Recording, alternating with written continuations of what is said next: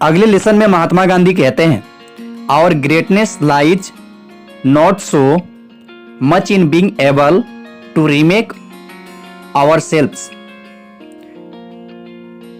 इस लेसन में महात्मा गांधी कहते हैं कि हमारी महानता अपनी खुद की रीमेक करने में नहीं है।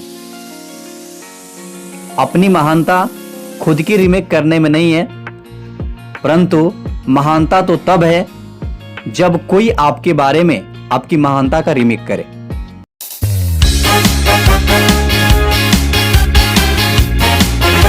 अगले लेसन में महात्मा गांधी कहते हैं, I will not let anyone walk through my mind with their dirty feet.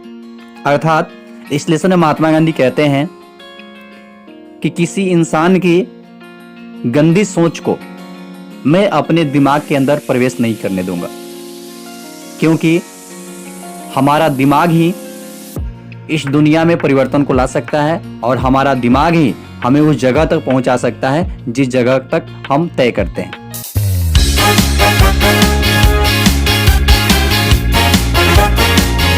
अगले लेसन में महात्मा गांधी कहते हैं, nothing has saddened me so much in life as the hardness of heart of educated people. Mahatma Gandhi दुखी होकर इस वाक्य को कहते हैं कि पूरी जिंदगी में हमें कोई इतना दुख नहीं पहुंचाया, हमने किसी से इतना दुखी नहीं हुआ जितना कि एजुकेटेड जो शिक्षित परिवार है उनकी कठोर दिलों से हुआ। क्योंकि एजुकेटेड पीपल जो शिक्षित परिवार होता है, शिक्षित लोग होते हैं, उनका दिल कठोर होता है और उनकी कठोरता ही महात्मा गांधी के दुख की कारण बनी। क्योंकि उस कठोर दिल की वजह से वो बहुत दुखी हुए, जितना दुख उनको पूरी जिंदगी में नहीं मिला।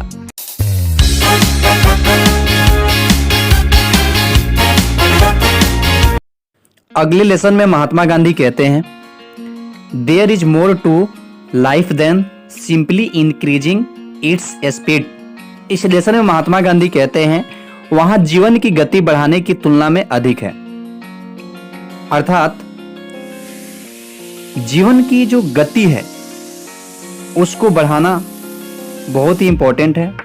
जीवन की गति का अर्थ है कि हमारी सफलता का जो दर है उसको बढ़ाना बहुत जरूरी है, क्योंकि हमें बहुत कम समय में हमें ज्यादा अचीव करना होता है। हमें हमारी जो वक्त है, हमारा जो समय है वो फिक्स है, परंतु इसी समय में हमें बहुत कुछ अचीव करनी होती है। इसलिए जीवन की गति को बढ़ाने की जरूरत है और इसकी तुलना बिल्कुल किया जा सकता है, तभी हमें पता चलेगा कि हमारे जीवन की गति बढ़ रही है ना बढ़ रही है।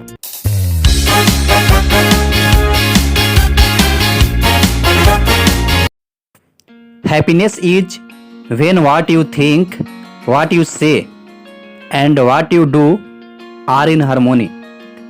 अगले लेसन में महात्मा गांधी कहते हैं, खुशी तब होती है जब आप सोचते हैं आप क्या कहते हैं और जो आप करते हैं वह सामंजस्य है। अर्थात कहने का उद्देश्य यह है कि सबसे ज़्यादा खुशी हमें तब होती है जब हम ये सोच रहे होते हैं कि हम क्या कह रहे हैं, परंतु उसके बाद जो हम करते हैं वह एक बहुत ही सामंजस्य की तरह होता है। उस समय खुशी बहुत ज़्यादा होती है।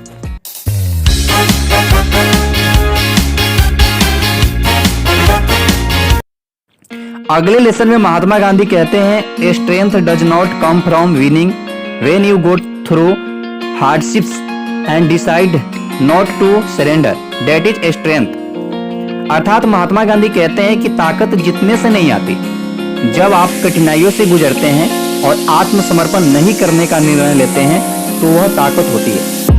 अर्थात ताकत किसी भी काम को हासिल करने से नहीं आता, परंतु जब हम संघर्ष कर रहे होते हैं, जिस समय हमारे पास कठिनाई और मुश्किलें ज्यादा होती है, सफलता कम होती है, उस समय हम यह निर्णय लेते हैं कि हमें किसी भी हाल में इसे करना है, वही हमें ताकत देती है और वही रियल ताकत होता है। यानी ताकत हमें वहीं से मिलती है जब हम आत्मसमर्पण नहीं होने देते कि हम इस काम को छोड़ देंगे।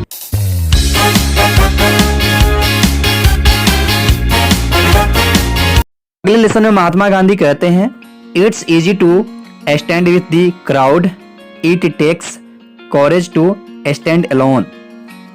अर्थात महात्मा गांधी इस लेसन में सबसे बड़ी सीख हम सभी को दे रहे हैं और बता रहे हैं कि भीड़ का हिस्सा बनना बहुत ही आसान है, हर लोग भीड़ का हिस्सा बनता है, परंतु अकेले खड़े होने के लिए साहस का होना बहुत जरूरी है। क्योंकि हर इंसान अकेला नहीं चल सकता, अकेला वही इंसान चल सकता है जिसके अंदर साहस होती है, जिसके अंदर करेज होती है। इसलिए भीड़ का हिस्सा बनने से अच्छा है कि आप अकेला चलें।